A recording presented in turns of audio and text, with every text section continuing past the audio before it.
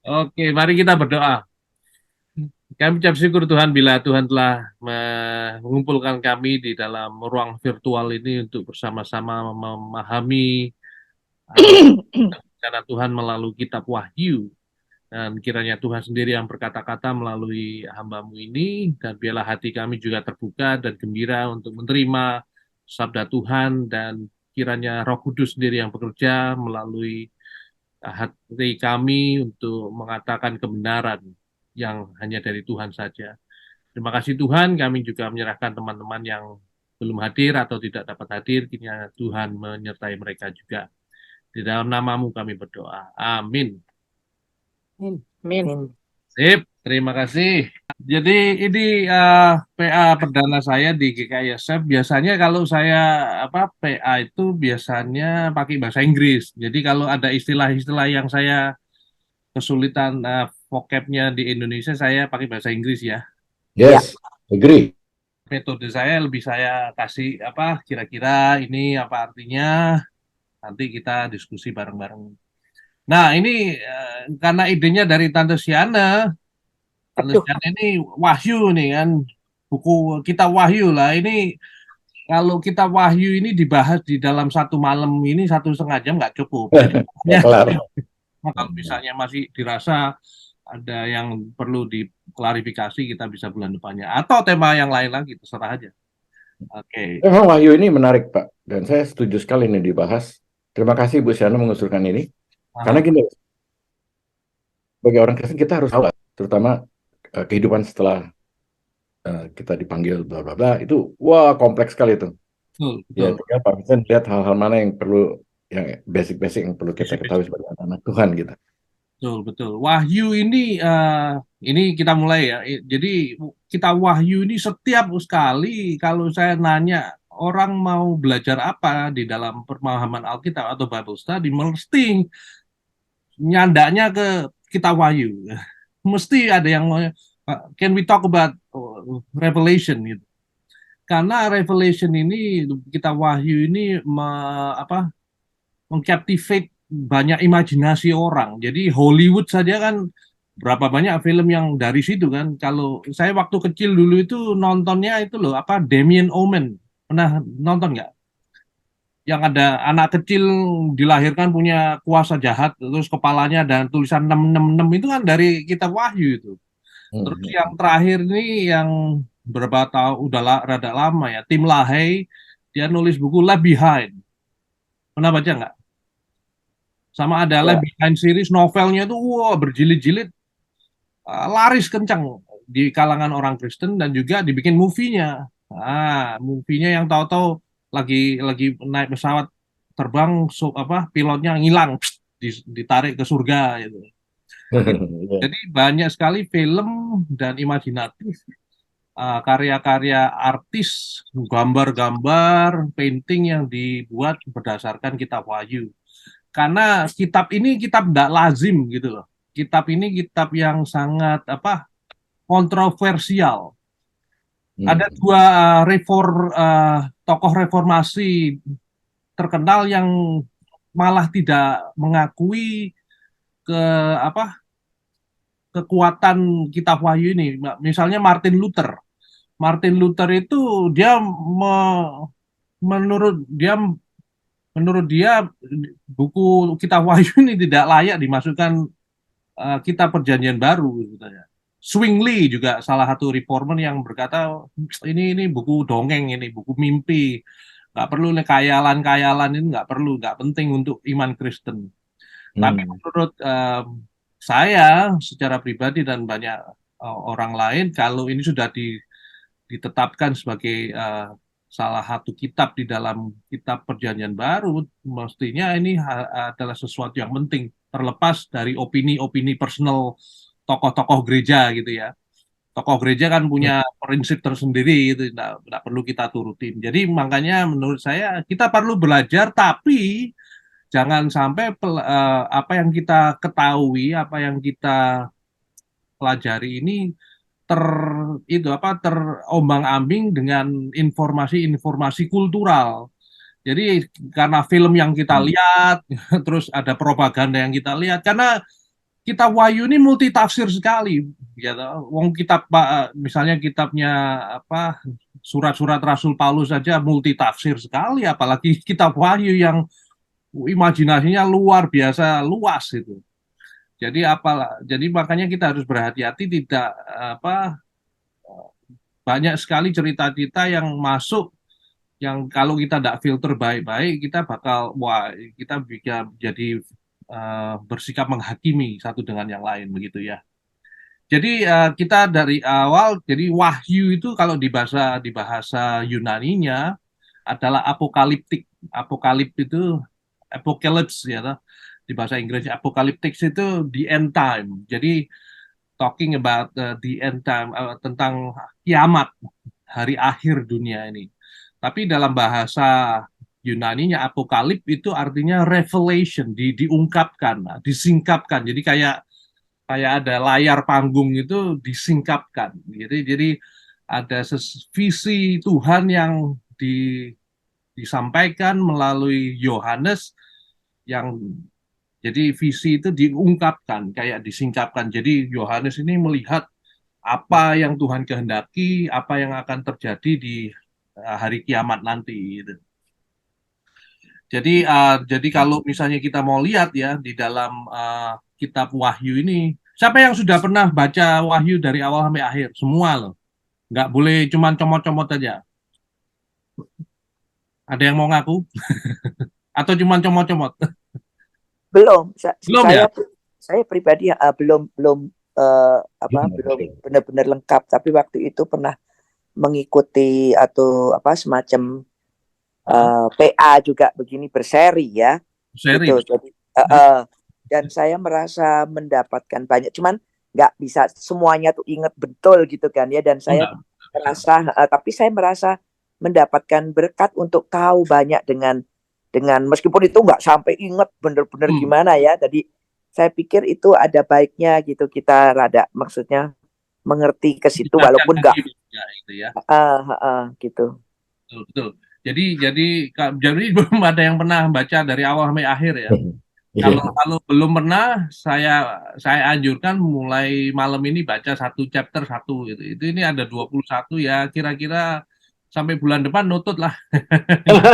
Waduh. Satu chapter satu malam itu. Keburu bulan depan kita bisa ngomong lagi lebih mendalam.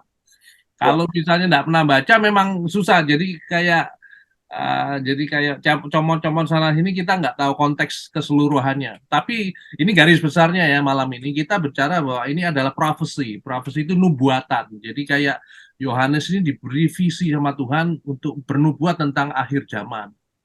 Jadi pertanyaan pertama kalau coba saya share screen ya. Coba pada ini screen saya. Nah ini.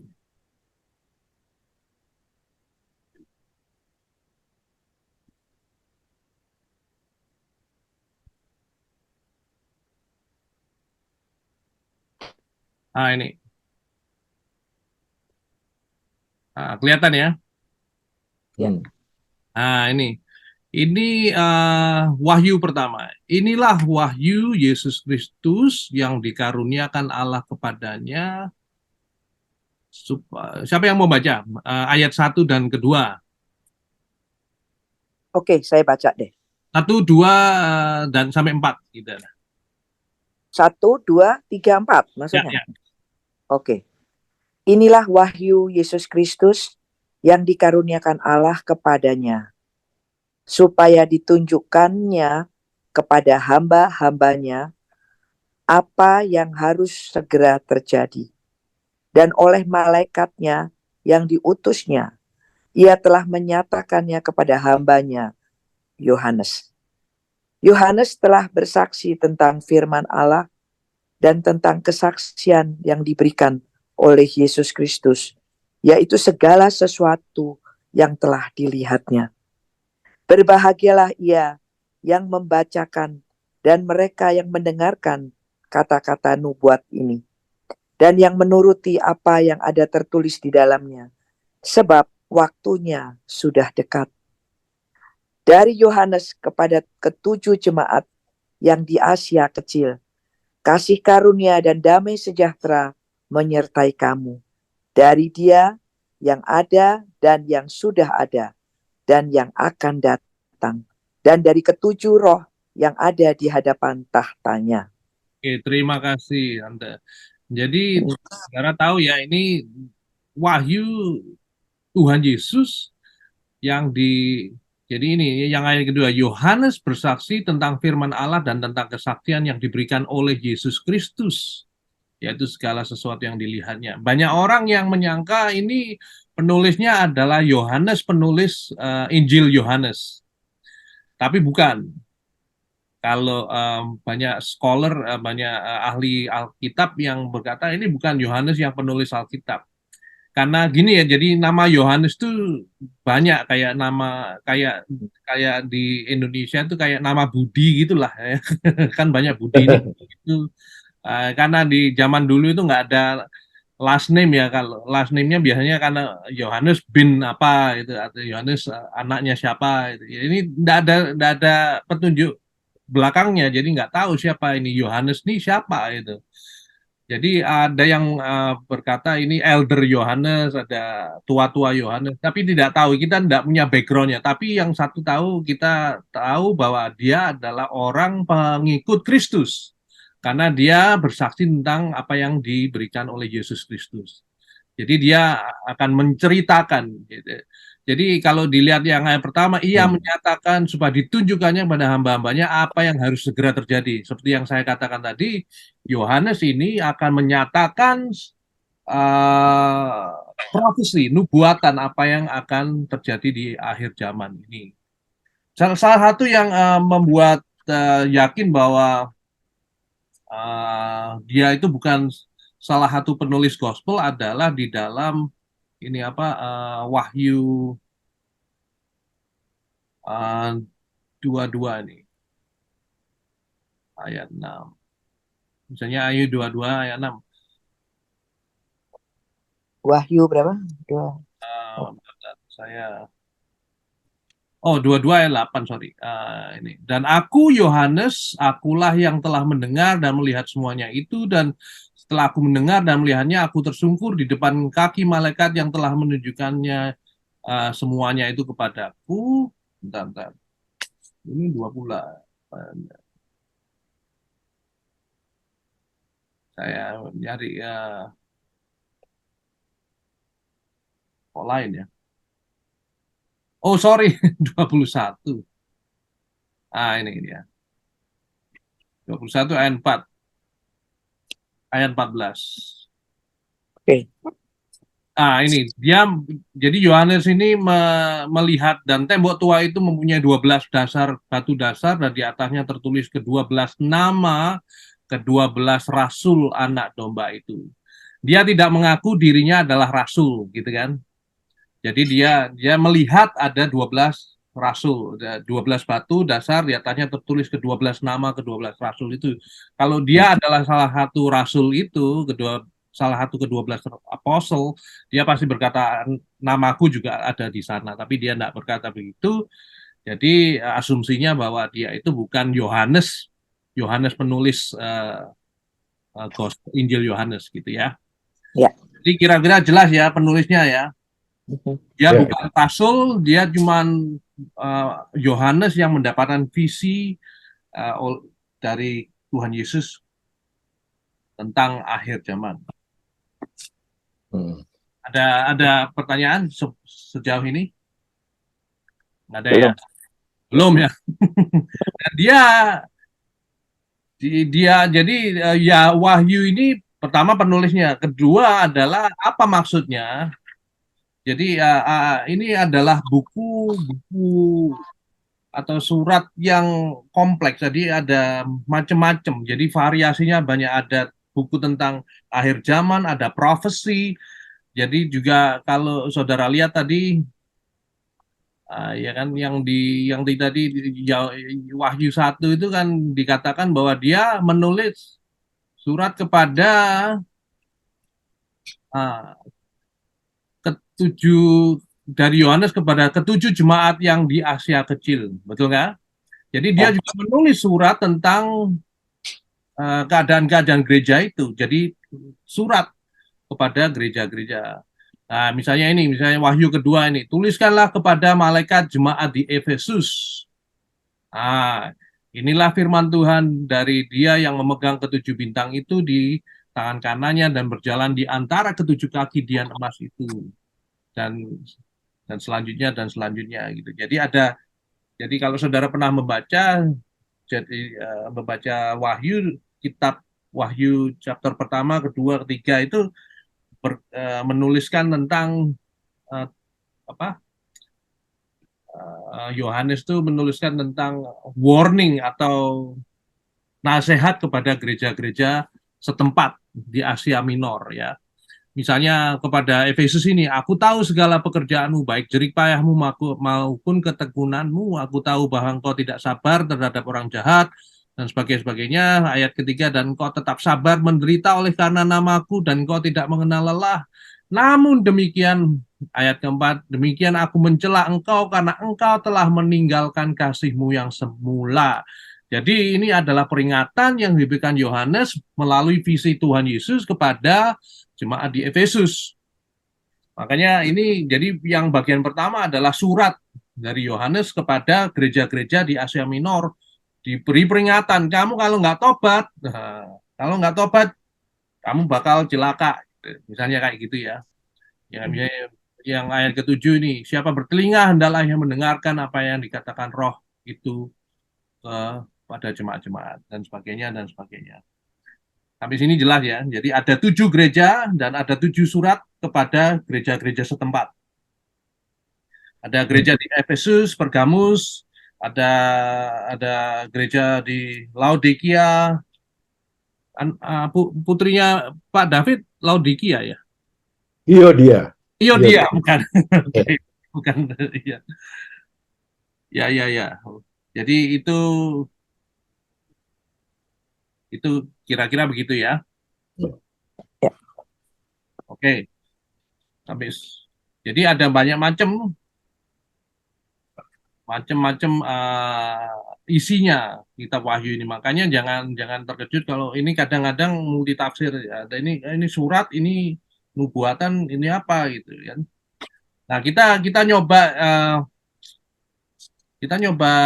baca coba Wahyu 5. Jadi Wahyu 5 ini susahnya, ini Wahyu ini juga apa lompat-lompat gitu ya. Kita coba Wahyu kelima ini. Nah, jadi di Wahyu kelima ini adalah mulainya gambaran-gambaran Kristus. Jadi di dalam kitab Wahyu ini Kristus itu digambarkan sebagai berbagai macam karakter. Salah satunya Wahyu 5 ayat 6 sampai ke 7 misalnya. Coba ada yang bisa baca?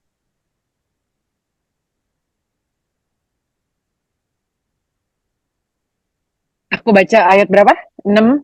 Ayat ya chapter 5 pasal 5 ayat 6 sampai 7 ya. 6 sampai 7 ya. Oke. Maka aku melihat di tengah-tengah tahta dan keempat makhluk itu, dan di tengah-tengah tua-tua itu berdiri seekor anak domba seperti telah disembeli, bertanduk 7 dan bermata 7. Itulah ketujuh roh Allah yang diutus ke seluruh bumi. Lalu datanglah anak domba itu dan menerima gulungan kitab itu dan dari tangan dia yang duduk di atas tahta itu. Oke, sampai situ dulu. Kira-kira saudara tahu siapa anak domba itu? Yesus. Tuhan Yesus, betul. Jadi itu gambaran yang sering kali dinyatakan kan. Jadi Yesus sebagai anak domba jadi dalam kitab Wahyu ini Kristus digambarkan sebagai berbagai macam gitu. Berbagai macam karakter dan fungsinya. Jadi pada waktu ini sebagai anak domba yang disembelih sebagai korban untuk penebus dosa gitu ya. Kalau kita kembali ke Wahyu chapter 1 pasal 1 ayat 9 sampai 20 ini. Coba kita baca beberapa aja ya. Ini ayat yang ke-13 nih. Ayat 12 sampai 16 lah kira-kira. Wahyu berapa itu? Wahyu 1. Ini Wahyu 1 ayat mana ini? Ayat 13 sampai 18 lah. Siapa yang mau baca? Ya, saya baca ya. Mari. 13 sampai 18. Hmm. Dan di tengah-tengah kaki Dian itu ada seorang serupa anak manusia, berpakaian jubah yang panjangnya sampai di kaki, dan di dadanya berlilitkan ikat pinggang dari emas. Kepala dan rambutnya putih, bagaikan bulu yang putih metah, dan matanya bagaikan nyala api. Dan kakinya mengkilap bagaikan tembaga membara di dalam perapian. Suaranya bagaikan desau air bah. Sampai ayat berapa? Sampai ayat mana? 18. Oke. Dan di tangan kanannya ia memegang 7 bintang, dan dari mulutnya keluar sebilah pedang tajam bermata 2. Dan wajahnya bersinar-sinar bagaikan matahari yang terik. Ketika aku melihat dia, tersungkurlah aku di depan kakinya, sama seperti orang yang mati. Tetapi ia meletakkan tangan kanannya di atasku, lalu berkata, "Jangan takut, aku adalah yang awal dan yang akhir, dan yang hidup. Aku telah mati, namun lihatlah, aku hidup sampai selama-lamanya, dan aku memegang segala kunci maut dan kalian maut." Oke, amin. Jadi saudara tahu siapa itu? Tuhan Yesus. Tuhan Yesus lagi. Jadi ada dua gambaran sejauh ini, anak domba yang disembelih, ya, yang memegang kunci, dan ini yang kedua adalah gambaran Tuhan Yesus yang berbeda sama sekali. Kepala dan rambutnya putih bagaikan bulu yang putih metah. Pernah saya enggak, kalau gambaran Tuhan Yesus sebagai anak manusia yang kayak pakai rambut putih itu nggak pernah lihat saya. Tapi saudara pernah nonton ini ya, Lord of the Ring. Lord of the Ring itu Gandalf itu katanya itu simbolik Tuhan Yesus itu. Gandalf itu kan Gandalf the Grey kan, yang rambutnya putih itu.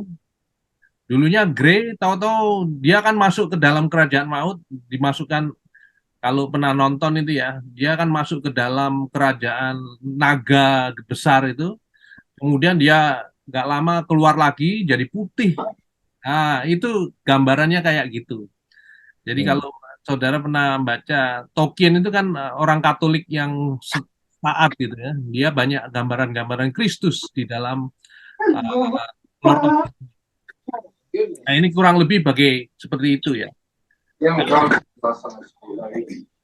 Kenapa Tante? Oh, ada suara. Oke, itu kedua ya. Itu Kristus di dalam kitab Wahyu. Ini penting sekali supaya kita dapat dasarnya apa yang dilihat oleh Yohanes. Kristus itu sebagai apa yang dilihat Yohanes di dalam visinya, di dalam nubuatannya. Dan yang ketiga adalah Wahyu 19 nih. Wahyu 19 ayat 11. Mulai ayat 11 ini ada karakter yang lain tentang Yesus. Siapa yang bisa baca? Kalau ada yang... Aku bisa baca. 11 sampai berapa? 11 sampai 11, Oke, sampai 16 dah. Lalu aku melihat surga terbuka. Sorry Valen, mungkin Tante Shana suruh ini kali. Silent Tante. Suka ada suara-suara. Udah Oke. tuh. Udah. Oke. Oke, ayat 11. Lalu aku melihat surga terbuka. Sesungguhnya ada seekor kuda putih. Dan ia yang menungganginya bernama Yang Setia dan Yang Benar. Ia menghakimi dan berperang dengan adil. Dan matanya bagaikan nyala api, dan di atas kepalanya terdapat banyak mahkota. dan padanya ada tertulis suatu nama yang tidak diketahui seorang pun, kecuali ia sendiri. Dan ia memakai jubah yang telah dicelup dalam darah, dan namanya ialah Firman Allah. Dan semua pasukan yang di surga mengikuti dia. Mereka menunggang kuda putih dan memakai lenan halus yang putih bersih. Dan dari mulutnya keluarlah sebilah pedang tajam yang akan memukul segala bangsa. Dan ia akan menggembalakan mereka dengan gada besi. Dan ia akan memeras anggur dalam kilangan anggur, yaitu kegeraman murka Allah yang maha kuasa. Dan pada jubahnya dan pahanya tertulis suatu nama, yaitu Raja segala raja dan Tuan di atas segala tuan. Itu gambaran Kristus yang ketiga. Kita tahu benar ya, ini nggak usah ditanya lagi, ini udah pasti Tuhan Yesus nih. Raja segala raja, Lord of Lords, ya, King of Kings, Lord of all, Lord of Lords. Ya, ini salah satu. Jadi ini makanya kitab Wahyu ini lain daripada yang lain, karena pada akhir zaman Yohanes itu melihat ini Wahyu yang ayat pasal ke-19 ini ya. Pasal ke-19, toward the end of the book of Revelation, Tuhan Yesus digambarkan sebagai warrior, divine warrior. Pejuang apa divine warrior itu apa ya? Jadi kayak bala tentara, kayak komandan surga kayak gitulah. Jadi pejuang, penakluk yang terakhir, yang luar biasa kuatnya, yang akan menaklukkan segala macam kejahatan dan juga akan membuat pemerintahan baru di dalam dunia dan surga. Jadi pada akhirnya Tuhan menang. Jadi itu yang digambarkan, itu yang dilihat oleh Yohanes. Waktu saya di seminari ya, waktu saya sekolah di seminari, profesor saya, waktu itu saya ngambil mata kuliah perjanjian baru. Perjanjian baru salah satunya Wahyu. Jadi pada waktu Wahyu saya sudah excited nih, wah ini bakal banyak cerita nih. Ternyata enggak, pada waktu Wahyu itu profesor saya itu cuman kasih kuliah itu dasar-dasarnya. Kami ini murid-muridnya suruh baca sendiri gitulah. Suruh baca sendiri, terus dia cuman ngomong dalam 1-2 jam dalam bahasan Wahyu itu dia ngomong gini, ya kalian udah baca semua kan, ya kurang lebih ada pertanyaan gini ini, ya kalian baca lagi nanti ada ini bukunya. Pokoknya intinya dia bilang gini, yang sampai sekarang saya ingat, intinya itu kalian nggak usah bingung-bingung dah. Banyak sekali interpretasi, banyak sekali asumsi, banyak sekali spekulasi tentang bagaimana jadinya. Karena begini, ada beberapa aliran, kalau aliran yang lebih konservatif bakal mereka itu word per word, jadi kata per kata itu diartikan secara harfiah gitu.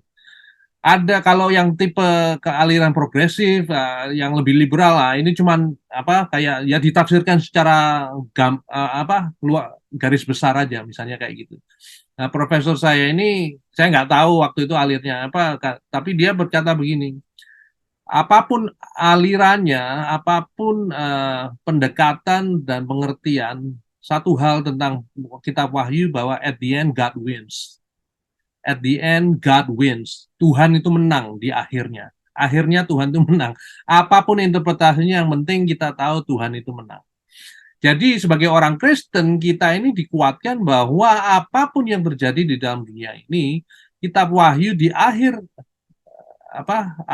buku kitab terakhir di dalam Alkitab kita dinyatakan bahwa Tuhan itu menang. Kita sudah tahu akhirnya gitu. Jadi iman kita dikuatkan karena kita tahu akhirnya. Kayak baca buku novel misteri ya. Kita tahu lakonnya itu sudah pasti menang gitu.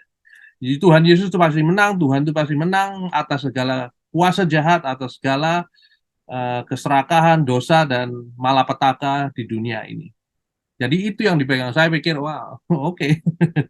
Kalau gitu saya juga bisa ngajar seminari ya.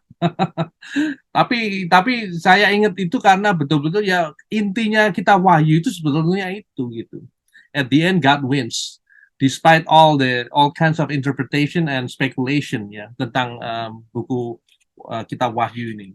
Jadi makanya itu yang diterakan secara gamblang dan luar biasa sekali kan imajinasi mimpi yang bukan imajinasi lagi, ini mimpi dan visi Yohanes tentang Kristus yang sebagai divine warrior itu. Ya itu lidahnya pakai pedang bermata mata dua. Ini gambaran yang sama sekali lain tentang Kristus. Betul nggak? Ya, kalau di kitab Injil kan Yesus itu digambarkan sebagai Tuhan yang lemah lembut, baik hatinya, ya menolong. Kalau ada yang berdosa diampuni. Kalau yang terakhir ini, dia itu benar-benar wah kayak quote and quote tangan besi gitulah. Dia harus keluar sebagai dengan military image gitu, military imagery gitu. Jadi ini makanya buku Kitab Wahyu ini benar-benar powerful karena digambarkan Kristus Victor itu loh. Victor itu victorious itu di dalam kitab Wahyu. Gitu ya. Kurang lebih begitu. Ada pertanyaan sejauh ini sebelum kita maju? Itu gambaran Kristus di kitab Wahyu ada 3 macam. Anak domba yang disembelih sebagai kayak orang tua yang berambut putih. Sebagai anak manusia yang berambut putih. Yang ketiga adalah divine warrior ya. Ini saya mau nanya, jadi ya. Sorry Pak David. Sedikit. Iya Pak David duluan. Anak domba itu tadi ayat berapa tadi ya? Oh, ayat domba Revelation Wahyu 5. Wahyu 5 ayat 6 sampai 7. Oke, terus yang menggambarkan Tuhan Yesus? Yang menggambarkan anak manusia adalah Wahyu 1 ayat 9 sampai kurang lebih 20 lah. Ya, terus tadi saya lupa saya baca tadi pasal berapa ya? Yang tadi baca 1:13 ya? Ya 13. Wahyu 1. 18 ya. Wahyu berapa tadi? Itu Revelation 1 ya. Kayaknya 1:13 sampai 18 deh yang Pak David baca. Ya, itu kurang lebih makanya saya cuman kalau membaca semua ntar nggak cukup waktunya. Ya udah, nggak apa. Ya. Kalau yang Wahyu 1 tadi, Wahyu 1 ayat 9 sampai 20. Oke. Ya, kurang lebih gitu. Saya cuma mau nanya, jadi penulisnya itu cuma si Yohanes ini aja atau ada beberapa orang? Kalau menurut para ahli ya cuma Yohanes ini. Kenapa kok bertanya beberapa orang? Oh ya enggak, tanya aja gitu. Soalnya kan dia maksudnya gini, apakah dia berkarakter seperti ya itu exaggerate? Dia kan suka demen banget kan exaggerate kayak compare to other ya seperti itu kan kayaknya ntar bercahaya lah, lidahnya bisa begini, matanya keluar ada 2 gitu kayak kan memang jadi ngeri kan. Ya, apakah karakter dia yang suka exaggerate atau itu makanya itu bisa diartikan macam-macam kan. Jadi misalnya kayak mana yang tadi itu, misalnya kayak yang kayak ini ya yang tadi Pak David cerita tadi seorang manusia dadanya berlilitkan ikat pinggang dari emas, kepala rambutnya putih, matanya bagaikan nyala api, kakinya kayak tembaga membara di dalam perapian segala macam itu kalau ya itu kalau diomong exaggerate ya mungkin exaggerating, tapi makanya ini banyak spekulasi kan. Jadi seberapa jauh ini visi ini betul gitu loh. Ada yang berkata gini, ini kan cuma mimpi. Kalau mimpi kan bisa macam-macam gitu, atau visi. Tapi ada yang nentangin loh. Ini tunggu dulu, ini visi dari Tuhan. Kalau mana mungkin dari Tuhan bisa salah gitu kan? Mana mungkin ada, makanya kalau yang lebih konservatif pendekatannya mereka bakal menafsirkan tuh huruf per huruf, kata per kata. Oh, tembaga itu apa artinya? Oh, rambut putih. Kenapa rambut putih? Ada yang sampai mendetail sekali karena mereka melihat the significance of the meaning behind each imagery gitu loh. Jadi kenapa digambarkan sebagai orang tua berambut putih, kenapa gitu? Saya nggak tahu itu ya. Tapi saya pernah baca ada yang kalau kalau tertarik ada beberapa buku yang benar-benar mendetail gitu. Kalau saya nggak ada, saya nggak ada waktu untuk baca. Itu kan bisa macam-macam gitu loh, bisa opini tertentu. Exaggerating bisa ada yang gini. Makanya kalau saya begini, kalau pendekatan saya sebagai pendeta, kalau kita ini kan tidak bisa membuktikan, we cannot prove or disprove, ya betul nggak? Apalagi ini visi yang ke depan belum terjadi kan. Kalau ini diomong nubuatan akhir zaman, pertanyaannya apakah kita sudah di dalam akhir zaman belum? Ya toh? Ada yang Kita nggak bilang tahu sudah. Kita sudah part of the akhir zaman. Ada yang bilang kita belum. Gitu. Terus pertanyaannya lagi kenapa kalau misalnya kita part of akhir zaman, kita kan belum lihat Yesus yang naik kuda, naik kuda sebagai divine warrior gitu kan. Itu kapan itu? Itu kan tidak bisa. Jadi makanya karena tidak bisa dijelaskan dan kita ini bakal debat kusir gitu loh. Kalau misalnya Pak David ini yang bagian konservatif yang ini harus mati-matian gini, terus Tante Tera bagian yang nggak usah ditafsirkan kayak mendetail kayak gitu. Debat kusir ngapain gitu? Kalau saya pendekatannya gitu, saya tidak mau kita debat kusir, tidak ada gunanya gitu. Karena tiap orang punya posisi sendiri. Yang paling penting bagi saya sebagai pendekatan kalau misalnya membaca hal-hal seperti ini adalah apa maknanya buat iman kita, betul nggak? Percuma kita ngomong ngalor ngidul tentang makna rambut putih misalnya atau tembaga, lidah bermata dua, tetapi kalau kita tidak bisa menyerap intisari cerita itu atau visi itu untuk iman kita. Kalau itu tidak menumbuhkan iman kita, apa gunanya? Jadi misalnya kayak yang kata-katanya Yakobus kan betul kan. James itu dia berkata, iman tanpa perbuatan adalah mati. Percuma kita percaya pada Yesus, tapi kita tidak berbuat kebaikan yang diajarkan Yesus, percuma gitu. Jadi setiap membaca Alkitab saya gitu. Ada teman-teman yang suka, kalau banyak orang Kristen yang suka berdebat kan soal kayak misalnya kalau kembali ke arah kejadian itu. Kejadian kan 7 hari, ya, penciptaan, sains berbillion years gitu kan. Kalau menurut saya ngapain diperdebatkan? Jadi cerita Genesis itu apa maknanya buat iman kita? Maknanya adalah Tuhan menciptakan segala sesuatu dan hidup kita di dalam tangan Tuhan. Nah, itu yang penting kita bawa di dalam kehidupan iman kita ketimbang kita debat kusir tentang ini terjadi beneran apa nggak terjadi beneran, mau sampai kapan gitu. Nggak ada orang yang bisa membuktikan benar-benar kan ini benar-benar terjadi atau nggak terjadi atau akan terjadi, ya, kita nggak tahu. Jadi itu makanya saya mulai Wahyu ini dari dasar-dasarnya dulu. Pertama penulisnya siapa, yang kedua adalah Kristus ini digambarkan sebagai apa. Dan kita tahu pada akhirnya Yohanes itu melihat Kristus adalah sebagai pemenang. Gitu. Kristus yang sebagai divine warrior menyelamatkan dunia dan memerintah selama-lama, Lord of Lords, King of Kings. Ya, jadi itu yang kita harus pegang dulu di dalam bacaan buku Wahyu ini. Kalau itu nggak dapat, yang lain lepas. Menurut saya begitu ya. So far ada yang bertanya lagi? Nggak ada ya? Oke, kita coba mau ini yang lebih kontroversial ini. Ini yang banyak orang senangnya membahas yang satu ini. Ini yang Wahyu 13. Walaupun saudara belum pernah baca semua kitab ini, tapi saya rasa saudara pernah melihat atau pernah melihat ini di dalam film atau apa gitu ya, atau mendengar di dalam news. Nah, ini salah satu yang kontroversial ini. Wahyu 13. Ini rada panjang tapi saya pikir penting ini nih untuk kita baca bersama ya. Jadi Jadi mungkin kita bagi 3 gitu ya. Ini ada 18, ya, 6 ayat lah satu orang. Ya, biar nggak bosan dengar suara saya terus. Siapa yang bisa baca Wahyu 13 ayat 1-6? Oke, Oke, Garam.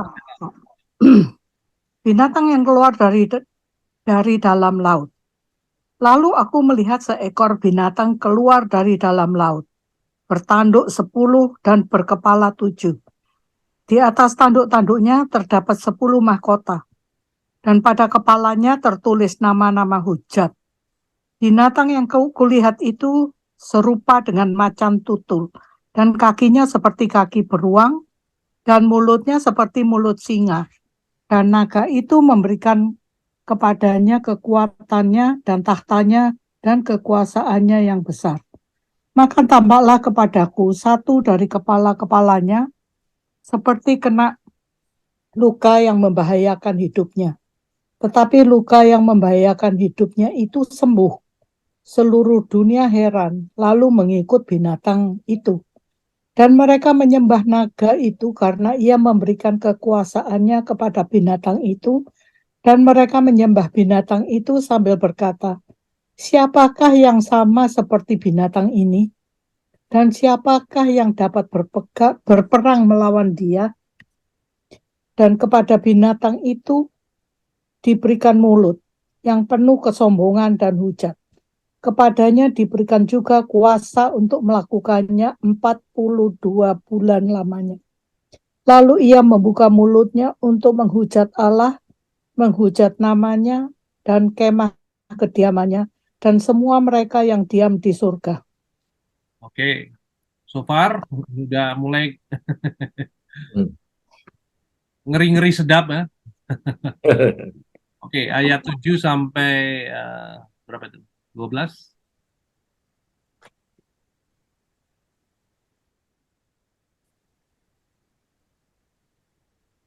Ada yang mau baca? Oke, saya. Oke, Mary. Dan ia diperkenankan untuk berperang melawan orang-orang kudus dan untuk mengalahkan mereka. Dan kepadanya diberikan kuasa atas setiap suku dan umat dan bahasa dan bangsa. Dan semua orang yang diam di atas bumi akan menyembahnya, yaitu setiap orang yang namanya tidak tertulis sejak dunia dijadikan di dalam kitab kehidupan dari anak domba yang telah disembelih. Barang siapa bertelinga, hendaklah ia mendengar. Barang siapa ditentukan untuk ditawan, ia akan ditawan. Barang siapa ditentukan untuk dibunuh dengan pedang, ia harus dibunuh dengan pedang. Yang penting di sini ialah ketabahan dan iman orang-orang kudus. Dan aku melihat seekor binatang lain keluar dari dalam bumi dan bertanduk 2, sama seperti anak domba. Dan ia berbicara seperti seekor naga. Dan seluruh kuasa binatang yang pertama itu dijalankan di depan matanya. Ia menyebabkan seluruh bumi dan semua penghuninya menyembah binatang pertama, yang luka parahnya telah sembuh. Oke. Terakhir, 13 sampai 18.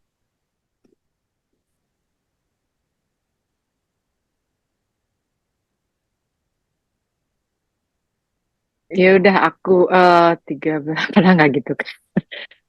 13 sampai 18 ya.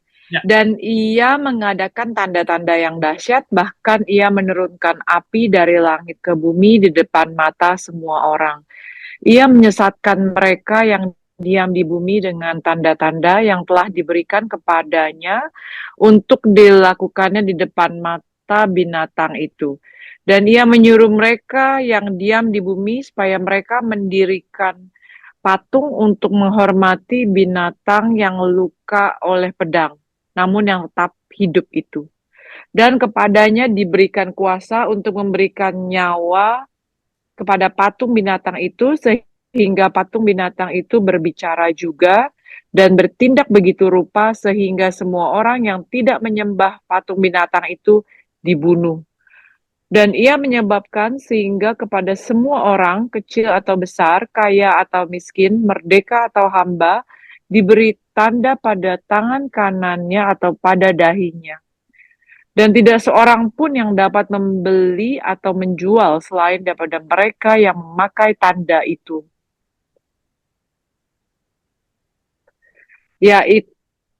Tanda itu yaitu nama binatang itu atau bilangan namanya. Yang penting di sini ialah hikmat. Barang siapa yang bijaksana, baiklah ia menghitung bilangan binatang itu.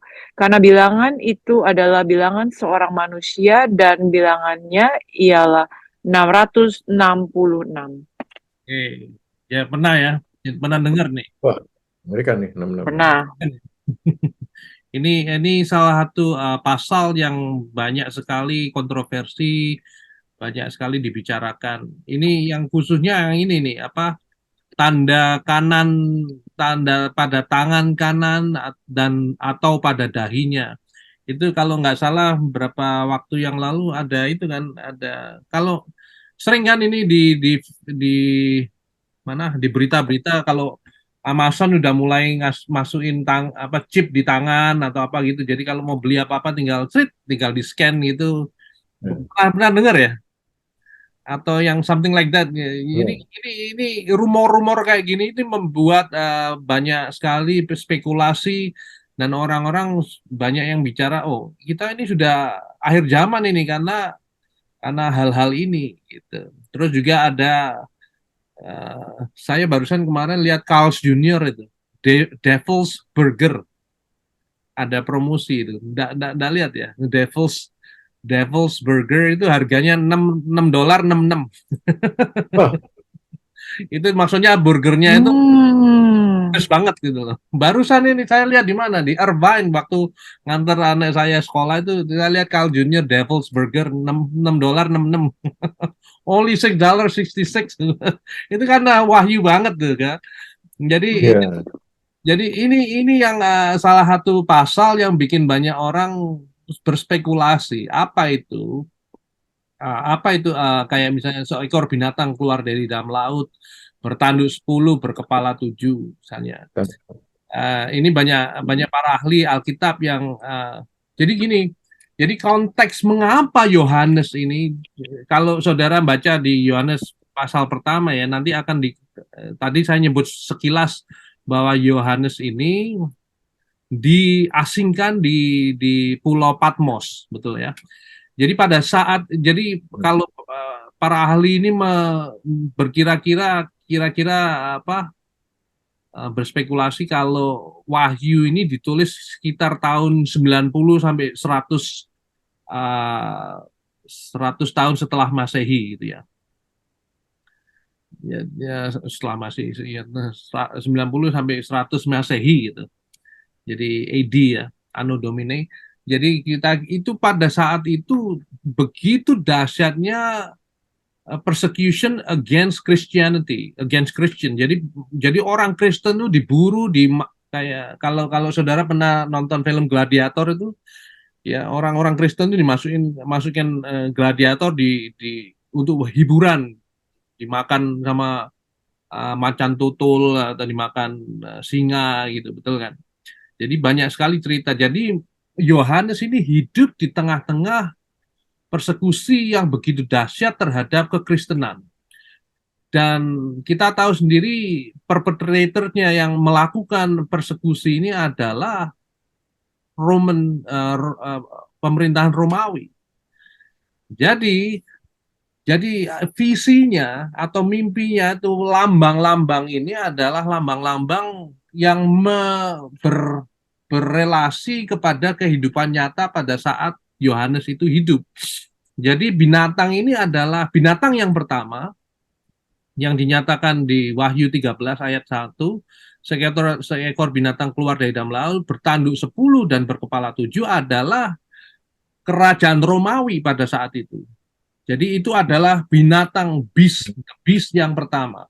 Bertanduk 10, berkepala 7. Kepala 7 itu lambang dari 7 kaisar Romawi pada saat itu yang menistakan dan yang menzolimi, mempersekusi, membunuh orang-orang Kristen pada saat itu. Dan tanduk 10 itu adalah kepala-kepala pemerintahan pada saat itu juga yang datang setelahnya gitu. Kurang lebih begitu gambarannya. Jadi itu tanda-tandanya. Ya ini macan tutul, kaki beruang, mulut singa itu adalah lambang-lambang Romawi, kerajaan Romawi. Kalau kalau saudara pernah lihat film-filmnya yang di dalam tameng-tamengnya atau shieldnya orang-orang apa tentara-tentara Romawi ada gambar-gambar singa, macan, ya itu. Karena mereka itu kerajaan Romawi itu kerajaan yang besar pada saat itu dan mereka dilambangkan sebagai eh, apa binatang-binatang tersebut. Nah, pada waktu itu dan mereka ayat keempat dan mereka menyembah naga itu. Nah, naga itu siapa? Naga itu tentu tidak lain dan tidak bukan adalah setan sendiri. Setan di zaman eh, apa itu ular kecil itu yang ya, di dalam cerita Adam dan Hawa, itu menjadi naga besar. Dan naga itu memberikan kekuasaan kepada binatang itu. Jadi Romawi ini digambarkan sebagai kerajaan setan oleh Yohanes. Jadi kita harus menempatkan visi Yohanes ini ke dalam konteks di mana dia hidup gitu. Kalau enggak kita bakal berspekulasi yang tidak jelas arah gitu ya. Dan mereka yaitu bis ini menyembah binatang itu sambil berkata, siapakah yang sama seperti binatang ini? Dan siapakah yang dapat berperang melawan dia? Oh, sombong banget ini, gitu. Jadi binatang ini sombong. Jadi siapa yang bisa berperang, siapa yang bisa menaklukkan Romawi, kerajaan Romawi yang kuat ini? Tidak ada. Jadi mereka sombong. Dan kepada ayat kelima, kepada binatang itu diberikan mulut yang penuh kesombongan dan hujat. Ya tentu saja kerajaan Romawi pada saat itu betul-betul bermusuhan kepada kekristenan. Karena kekristenan itu dianggap sebagai jadi saudara tahu ya sejarah kekristenan pada abad pertama. Di abad pertama itu sebetulnya Romawi itu adalah negara yang toleran sekali. Mungkin saudara pernah dengar kata Pax Romana. Pax Romana itu peaceful Rome, jadi peaceful Romawi yang damai. Jadi kerajaan Romawi itu sebetulnya sangat toleran. Kerajaan Romawi itu mengendorse dan juga welcome segala macam agama. Segala macam agama, mau agama apa aja boleh, mau nyembah Tuhan ini Tuhan itu boleh. Tapi ada satu tapinya, mereka harus menyembah kaisar, betul nggak? Kaisar itu dianggap sebagai anak son of God, kayak jadi mulanya dari Kaisar Agustus itu sudah disebut sebagai the son of God. Nah, tetapi orang Kristen tuh ngeyel, nggak bisa. Ini cuman manusia, Kaisar itu cuman manusia biasa. Nggak bisa kami menyembah manusia itu. Apa kekuatannya dia gitu. Nah, karena orang Kristen ini satu-satunya orang agama yang menentang kaisar, menentang menyembah kaisar. Maka dari itu kekristenan ini benar-benar dilawan sampai habis oleh orang-orang Romawi. Makanya kita sering-sering kali mendengarkan cerita-cerita para martir ya. Para martir itu dipaksa oleh para tentara Romawi untuk disavow Tuhan itu untuk menyangkal. Iya, menyangkal Tuhan. Ayo kamu menyangkal Tuhan dan menyembah kaisar. Kamu dan keluargamu akan tak lepaskan. Aku lepaskan dari maut. Nah, tapi mereka benar-benar orang martir ini nggak mau. Aku tidak mau menyangkali Tuhan. Betul, pernah dengar cerita itu kan? Jadi cuman gampang sebetulnya untuk menyelamatkan diri pada waktu di dalam pemerintahan Romawi. Menyangkalah Kristus, menyembahlah kaisar. Itu gampang, sudah selamat hidupmu. Tetapi mereka tidak mau karena ngeyelnya orang Kristen itu, makanya orang Romawi jengkel dan membunuh mereka gitu. Karena dianggap merusak kedamaian Romawi pada saat itu. Karena orang Kristen ini kalau nggak digiles, orang lain bisa terinspirasi untuk menentang kaisar. Jadi politik Romawi pada saat itu benar-benar terancam oleh sedikitnya beberapa orang-orang Kristen yang yang kuat imannya dan hanya mau menyembah Tuhan. Begitu ya, kurang lebihnya begitu. Itu konteks sejarah kekristenan pada saat itu. Makanya ayat ke-6, binatang itu membuka mulutnya untuk menghujat Allah, menghujat namanya dan kemah kediamannya dan semua mereka yang diam di surga. Sampai sini jelas ya. Kemudian ayat 11, dan aku melihat seekor binatang lain keluar dari dalam bumi bertanduk dua, sama seperti anak domba. Nah, ini kalau dilihat ini adalah parodi. Tahu parodi ya kira-kira? Parodi itu kayak mocking gitu lah. Parodi itu kira-kira seperti mockery. Jadi kalau misalnya apa ya? Oke. Ngecek, Ya kayak ngece, ngecek. ngece. Jadi kayak oh saya mau ngece presiden siapa itu, saya pakai wignya model kayak gini, terus bertingkah laku seperti presiden itu misalnya. Nah ini kayak kurang lebih begitu. Nah ini binatang ini kayak mengece Tuhan, Tuhan Yesus seperti anak domba. Tetapi ia berbicara seperti seekor naga. Bertanduk dua sama seperti anak domba. Tetapi gini, dan si binatang kedua ini adalah kaisar. Nah, yang kalau binatang pertama yang di atas ini, yang ayat pertama adalah seekor binatang keluar dari dalam laut. The first beast itu adalah kerajaan Romawi. Nah, yang binatang yang keluar dari dalam bumi bertanduk dua itu adalah kaisar, kaisar Romawi. Dan dia bicara seperti seorang naga, dan seluruh kuasa binatang yang pertama itu dijalankannya di depan matanya. Jadi kaisar ini menerima mandat dari kerajaan Romawi untuk ya untuk menguasai dunia, untuk mempersekusi orang-orang Kristen dan menyebabkan seluruh bumi dan semua penghuninya menyembah binatang pertama yang luka parahnya telah sembuh. Nah, ngerti ya, kurang lebih ya. Nah, yang binatang kedua ini, kaisar ini diberi kuasa untuk menguasai hal ekonomi rakyat penghuni. Jadi makanya itu ayat ke-16, dan ia menyebabkan, ini binatang kedua ya, ini kaisar. Dan ia menyebabkan sehingga kepada semua orang kecil atau besar, kaya miskin, diberi tanda pada tangan kanannya dan pada dahinya, dan tidak seorang pun dapat membeli atau menjual selain daripada mereka yang memakai tanda itu.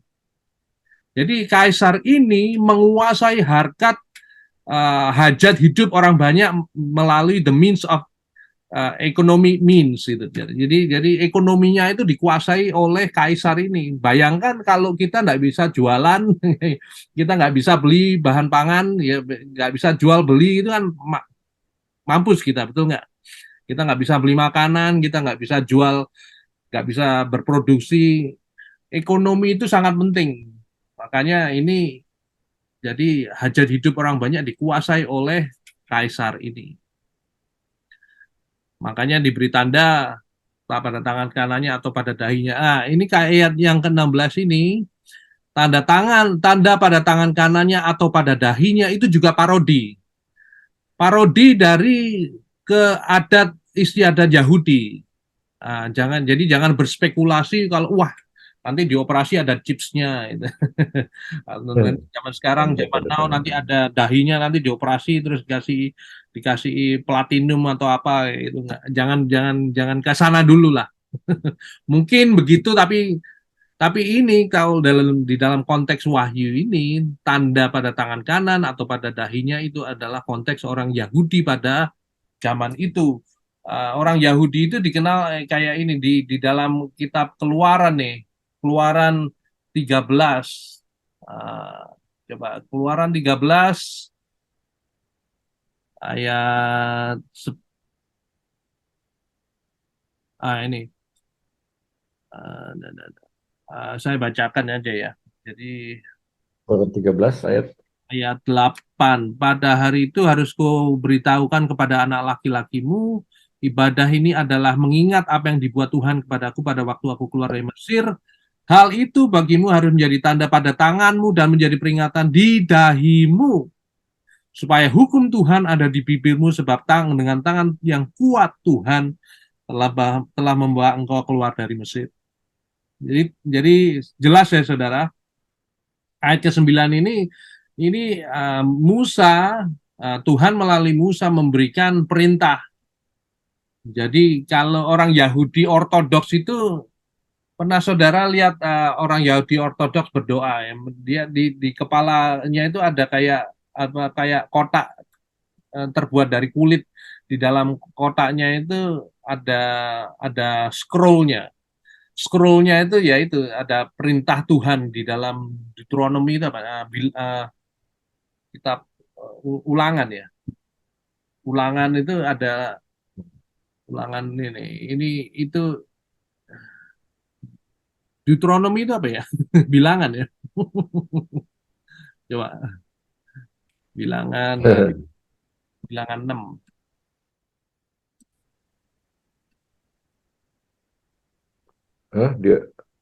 Deuteronomy, ulangan. Ulangan ya? Oke. Ya. Bilangan numbers kan. Number. Ya betul juga. Sorry. Ini. Ini. Dengarlah hai orang Israel, Tuhan itu satu, Tuhan itu esa. Kasihlah Tuhan Allahmu dengan segenap hatimu, segenap jiwamu, dan dengan segenap kekuatanmu. Ini adalah, makanya itu tentang verse 8 ayat 8, haruslah juga engkau mengikatkannya sebagai tanda pada tanganmu, dan haruslah itu menjadi lambang di dahimu. Itu ya.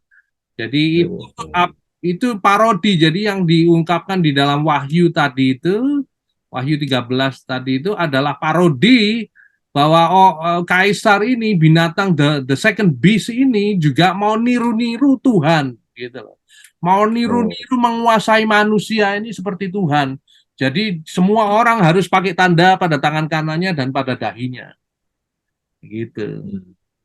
Tetapi kita tahu akhir ceritanya bahwa walaupun jadi bis ini kuasanya gila-gilaan dan powernya luar biasa, kuasanya kayak berkuasa di atas muka bumi ini, tetapi dan juga binatang yang kedua berkuasa penuh untuk menguasai hajat hidup orang banyak itu, tetapi pada akhirnya mereka dikalahkan oleh Tuhan Yesus.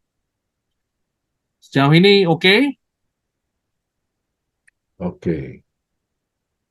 Ada pertanyaan kah?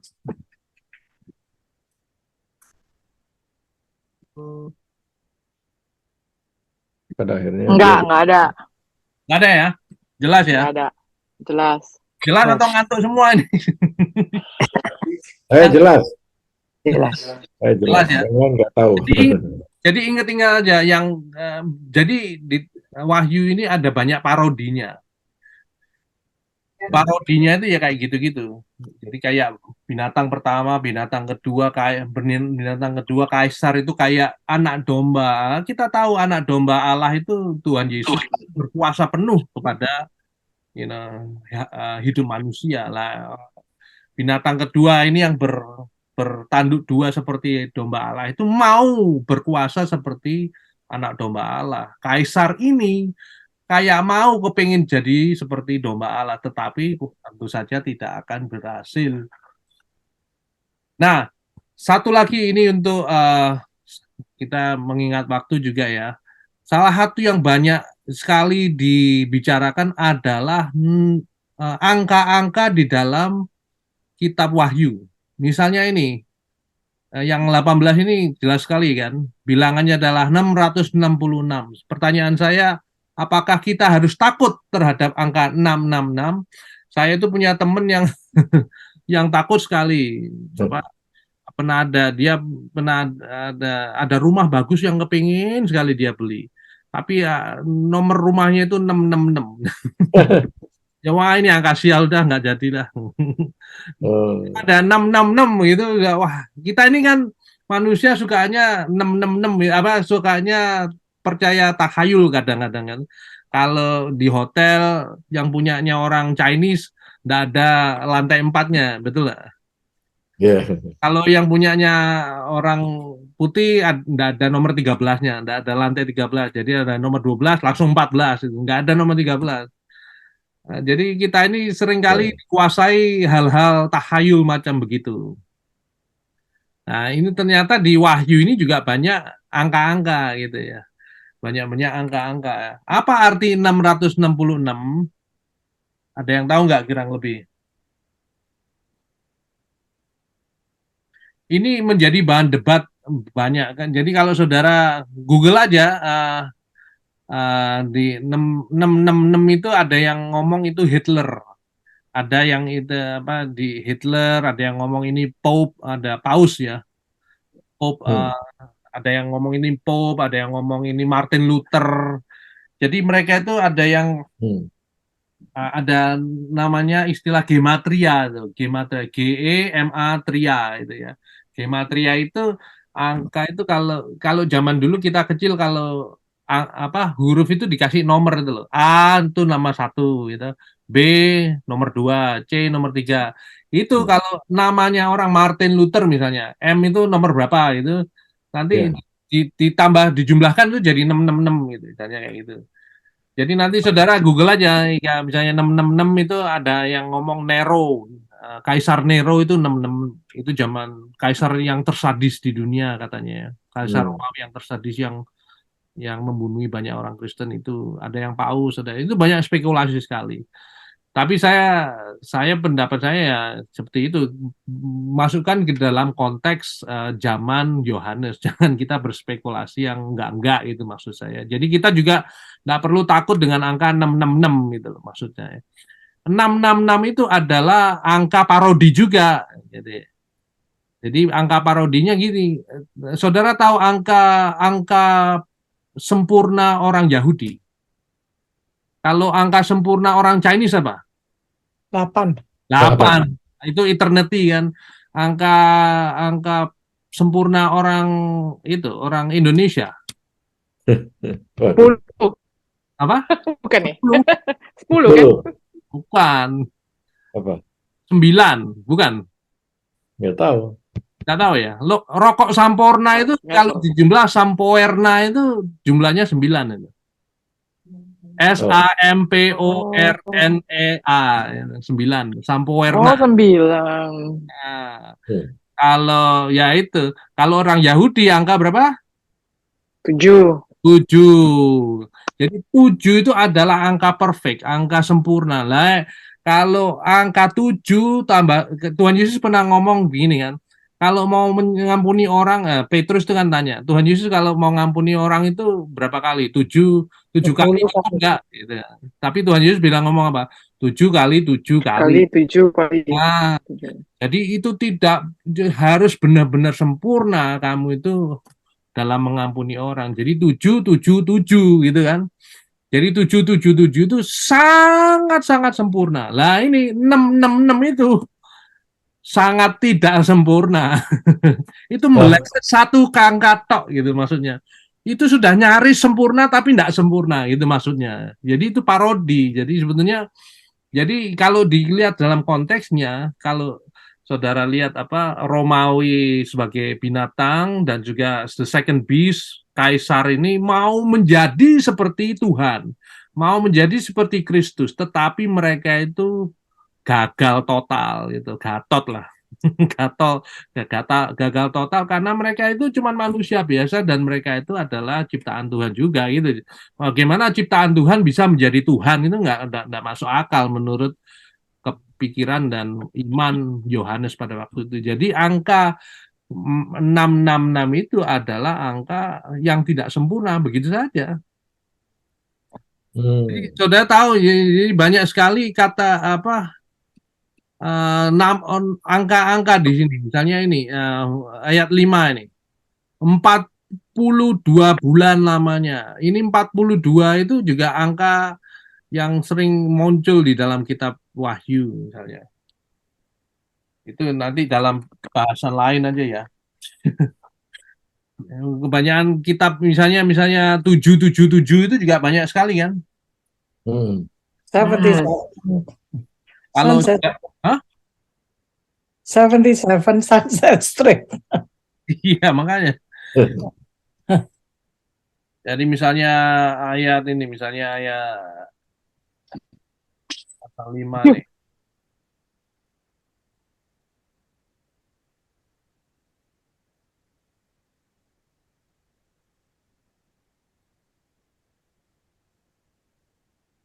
Misalnya ini 12. Ini jadi banyak sekali di dalam kitab Wahyu itu banyak sekali angka-angka 7 yang keluar misalnya. Misalnya ini ayat 12 nih. Ayat pasal Wahyu 5. berapa? Wahyu berapa, Pak? Wahyu 5 ayat 12. Kalau saudara suka angka-angka ya ini. Anak domba yang disembelih itu layak untuk menerima kuasa, kekayaan, hikmat, kekuatan, hormat, kemuliaan, dan puji-pujian. Berapa itu? Berapa? Kuasa 1, kekayaan 2, hikmat 3, kekuatan 4, hormat 5, kemuliaan 6, puji-pujian 7. 7. Oh, Oh, pantesan kalau gambling itu 777. Iya. Suka gambling tante? Enggak sih, cuma kelihatannya dibocorin 777. Iya, bener. Apa sih namanya tuh yang kayak apa? Ya kartu itu kan, kartu. Bukan yang apa yang binatang itu. Bukan binatang, mesin yang kayak Oh mesin, ya. Iya, apa tuh namanya ya? Bingo oh ya, jackpot, bukan bingo. jackpot. Jackpot, Iya, jackpot. jackpot ya. Jackpot. Itu oh iya. Ya itu karena itu. Angka 3 di dalam, nanti saudara baca sendiri nanti ya. Jadi kalau lihat banyak angka itu banyak simbol-simbolnya itu. Misalnya ini kayak nggak usah jauh-jauh, ayat 14 ini. Keempat makhluk itu ada angka 4. Kalau di orang Chinese bilang 4 itu sial karena dekat sama kematian ya. Tapi 4 di dalam Alkitab adalah apa angka bagus itu. Apa? Angka the universe. Jadi four corners, ada empat Injil, empat penjuru, 4 winds. Ada nanti di dalam kitab Wahyu ada 4 horsemen, ada ada 4 living creature, 4 makhluk gitu loh. Berkata amin dan tua-tua itu bersyukur dan menyembah. Angka 3 juga keluar banyak di dalam itu. Angka 3 itu Trinity, itu divine number itu. Nah, makanya angka 3 sama 4 jumlahnya berapa? 7. 7. Di divine dan universe. Jadi Tuhan yang 3 dan 1 in 3 Tritunggal, dan 4 itu adalah angka universe. Angka universe apa? Apa sih? Alam semesta. Alam semesta. Angka alam semesta. Jadi 3 tambah 4, 7. 3 kali 4, 12. 12 itu simbolnya apa? Rasul. 12 rasul, 12 tribes of Israel. 12 suku. 12 tribes of Israel gitu kan. Makanya nanti kalau banyak sekali di misalnya ini just for fun for tonight ya. Ini Wahyu 12, maka tampaklah suatu tanda besar di langit, seorang perempuan berselubungkan matahari dengan bulan di bawah kakinya dan sebuah mahkota dari 12 bintang di atas kepalanya. 12 bintang gitu. 12 itu angka baik juga. Angka jadi 3 kali 4 jadi 12. Terus nanti ada angka 1000, kerajaan 1000 tahun itu. Ingat, pernah dengar nggak? Ya. Ya. Ini kan ayat 8, ia akan pergi menyesatkan bangsa-bangsa pada keempat penjuru bumi ya, angka 4 kan. Dan kemudian ada 1000 tahun. Nah ini ayat keempat nih. Yang tidak menyembah binatang itu dan mereka hidup kembali dan memerintah sebagai raja bersama-sama dengan Kristus untuk masa 1000 tahun. Angka 1000 itu adalah angka eternity, angka yang infinite, angka yang tidak terhingga. Jadi setiap kali orang Mormon itu percaya ada angka 144. Jadi cuman ada 144.000 orang yang diselamatkan di dalam yang bisa masuk surga. Itu terlalu literal. Itu nanti ada yang di Revelation Wahyu 7 nih misalnya. Coba Wahyu 7 nih. Nih. Nah, ayat keempat, dan aku mendengar jumlah mereka yang dimeteraikan itu 144.000 yang telah dimeteraikan dari semua suku keturunan Israel. 144.000. Nah, 144 adalah 12 kali 12, betul nggak? 12 itu dari 3 kali 4, 3 kali 4, 12, 12 kali 12, 144. 144 dikali 1.000, jadi 144.000. Nah, ada yang percaya orang Mormon itu percaya cuma 144.000 orang aja di seluruh dunia ini yang bakal masuk surga. Bayangin kita sudah berapa billion ini. Jadi jangan sampai kita ini menafsirkan segala sesuatu terlalu literal gitu aja ya. Ini artinya ada 144.000 itu berarti banyak sekali orang yang diselamatkan, yang telah dimeteraikan dari semua suku Israel. Oke, sampai sekian, kurang lebih begitu pendahuluan berkenalan dengan buku kitab Wahyu. Ada yang ingin ditanyakan? 857 nih, kurang lebih kita on time lah. Ya, saya tanya sedikit tadi. Bukan Ya. tanya, tapi mempertegas. Tadi Pak Pendeta Vincent bilang 666 artinya tidak sempurna. Tadi penjabarannya apa ya? Kedua, kenapa orang Kristen tetap menganggap 66 itu iblis? Dua pertanyaan. Ya, kenapa menanggap 666 itu iblis ya? Karena mereka ada yang, ya itu seperti yang saya bilang, ada yang menafsirkan terlalu literal gitu. Jadi kalau tiap kali lihat 666, wah ketakutan ya, ini pasti setan ini.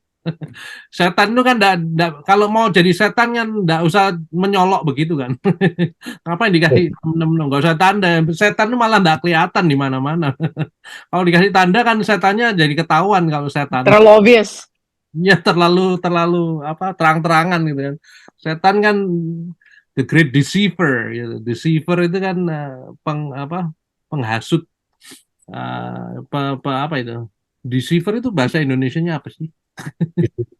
Ya, Penipu. penipu ya, penipu ulung ya, penipu ulung tiap orang. Jadi makanya penjabarannya 666 itu yaitu setan kerajaan Romawi, kaisar itu berupaya menjadi seperti Tuhan. Itu dosa mula-mula kan gitu kan. Di kitab Kejadian manusia pertama itu berusaha menjadi seperti Tuhan. Mereka itu mau makan buah pengetahuan baik dan jahat karena mereka kepingin menjadi seperti Tuhan. Jadi kerajaan Romawi dan juga kaisar Romawi ini berusaha dan kepingin menjadi Tuhan, tetapi tidak bisa. Yaitu makanya 666 itu. Karena mereka itu nyaris tapi tidak bisa, mau tapi tidak bisa gitu. Penjabarannya begitu kurang lebih. Ya. Mau sempurna tapi tidak sempurna dan tidak bakal bisa sempurna. Kenapa Pak? Oh ya, itu tadi. Makanya tadi saya mau tanya kenapa 66 dikatakan angka tidak sempurna. Oh karena itu tadi ya. Ya, karena 666 itu kalau angka sempurna kan 777. Seperti pokoknya ingat yang itu jackpot lah. Tapi kalau gitu kita apakah kita yang tidak begitu mengetahui sejarahnya, kan kita nggak tahu ada angka-angka ada gitu. Jadi kita cuma ya udah di Wahyu ditulis ada yang disebut-sebut 666 itu sebetulnya tidak sempurna, tapi kita menganggap itu angka setan gitu loh. Kita kan taunya 666 nih kayaknya nggak bener nih gitu kan. Dan orang juga yang mungkin ngambil secara harafiah ya dari Alkitab, membesar-besarkan itu kayak tadi kan mungkin orang Carl's Junior 666 jadi orang wah gitu. Kayak lebih get attention atau gimana gitu kali ya. Betul. Jadi ya gitu makanya ya begini loh. Kalau misalnya saudara percaya, teman-teman percaya angka 4 itu angka sial, ya udah janganlah kita diperbudak oleh tahayul itu maksud saya. Kita kan sudah beriman pada Kristus gitu. Jadi apapun Tuhan Yesus tuh sudah menang dan sudah, kalau kita takut sama angka itu kan rada lucu itu maksudnya. Tapi kalau kalau sudah itu ditanamkan dari kecil, kadang-kadang kita ini beban psikologis gitu kan, nggak bisa itu. Ya sudah nggak, jangan diturutin ya nggak apa-apa juga gitu. Tapi jangan diperbudak oleh yang begitu-begitu gitu. Ada teman saya itu kan dulu arsitek nih. Pak David tahu ini, di arsitek itu ada meteran meteran Feng Shui, tahu nggak? Iya, iya, Feng Shui. Itu ada tiap itu diukur setiap inci itu ada yang merah. Kalau merah itu berarti kolom, misalnya kalau kita mau bangun tiang itu nggak boleh yang angka merah itu, misalnya 5 cm itu ada merahnya, berarti kolomnya apa? Iya. Tiangnya tuh nggak boleh ukuran 5 cm gitu. Lebih dikit gitu ya. Iya. Nah, itu menurut saya ini gendeng ini. Nah, itu Oh, jadi ada begitu, saya nggak tahu. ada meteran Feng Mungkin Feng Shui. Shui, kalau Feng Shui. Ya iya makanya, jadi tiap meteran tuh ada ini angka sial, angka yang bagus, angka sial. Saya pikir wah gila-gilaan. Ada yang nurutin gitu, saya dulu ada klien yang minta saya pakai meteran Feng Shui. Saya pikir, waduh, nggak selesai-selesai nih sama soalnya itu. Kalau saya, menurut saya itu sudah mulai diperbudak lah sama angka. Ngapain kita diperbudak?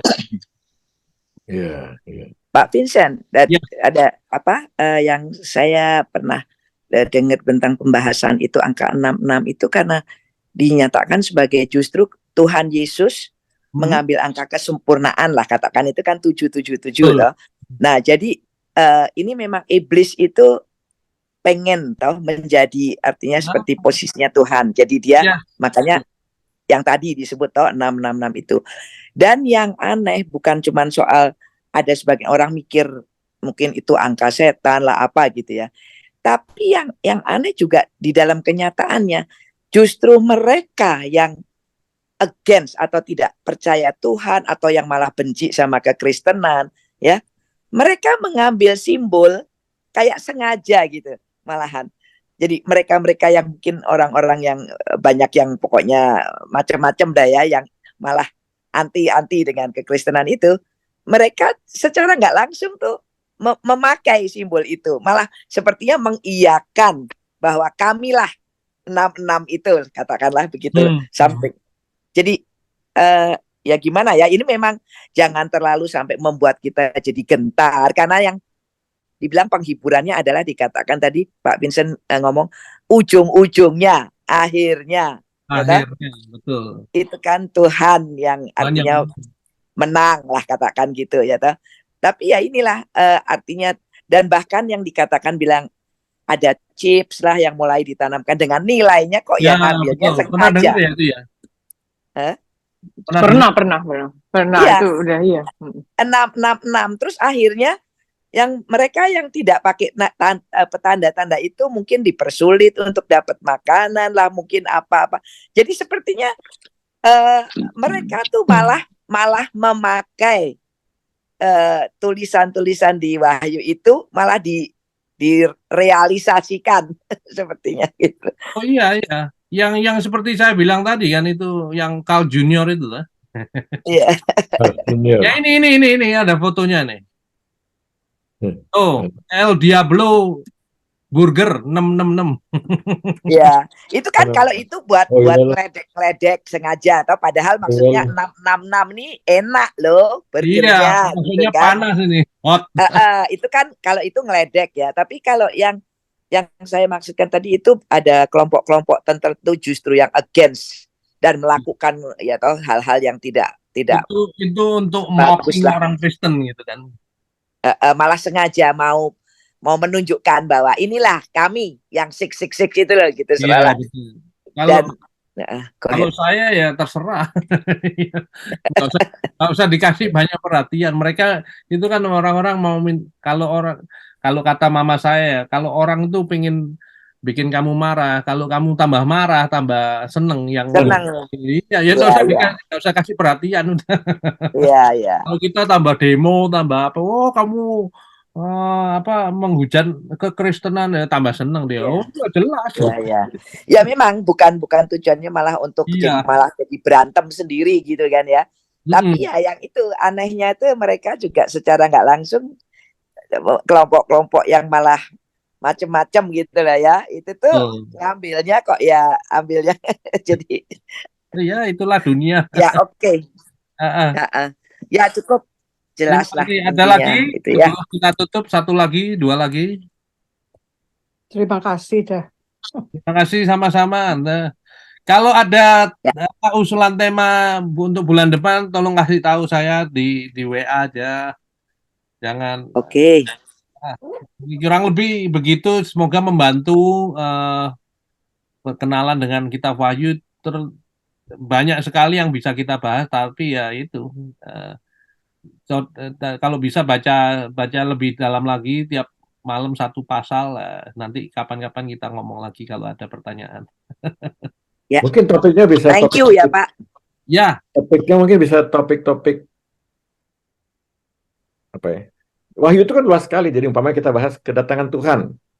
Masa 1000 tahun itu apa? Masa iblis diikat, masa penderitaan kan ada tuh. Oh iya, masa 1000 tahun itu kalau mau ngomong akhir zaman ada teori-teori itu kalau mau. Oke. Iya. Ya next time kita coba saya kumpulkan itu. Itu soalnya banyak yang kecampuran sama spekulasi ya. Jadi ada ya nanti kita bisa ngomong itu kalau mau. Oke. Ya Akhir garis zaman. besarnya lah mungkin nggak terlalu harus detail atau Oke. gimana toh. Kita ngomong akhir zaman bulan depan. Oke. Sip. Kita tutup dalam doa. Mari kita kami ucap syukur untuk malam yang penuh makna. Kami dapat belajar bersama tentang Kitab Wahyu dengan segala kekompleksan dan kesulitan untuk memahami kemahakuasaan Tuhan dan misteri Tuhan. Kiranya Tuhan sendiri yang menjelaskan kepada kami bila saatnya tiba nanti. Kami menyerahkan hidup kami dalam tangan Tuhan, istirahat kami malam ini, dan juga pertemuan-pertemuan kami selanjutnya dalam tangan Tuhan. Kiranya Tuhan selalu yang membimbing iman kami untuk selalu dekat pada Tuhan dan selalu teguh beriman di dalam kehidupan yang tidak mudah ini. Terima kasih Tuhan atas semuanya. Di dalam nama Tuhan Yesus kami berdoa. Amin. Amin. Oke, sampai Amin. Thank you so much. Ya. Good Good night Bye everyone. semuanya. Bye.